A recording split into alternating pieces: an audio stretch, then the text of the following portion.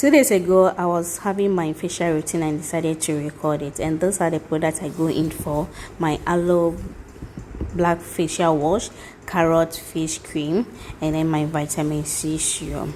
And before I go for all these things, what I do first is I wash my hands. I make sure I wash my hand because I don't know if it may carry some bacteria, and if I use it directly on my skin, it will affect my skin. I might be breaking out and a whole lot. So I make sure to wash it first and then wash my face also.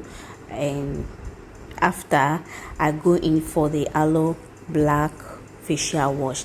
So I go in for a little bit of it, not much. Okay, apply it all over my skin, and this helps with acne. If you have acne on your face, trust me, it should help you out.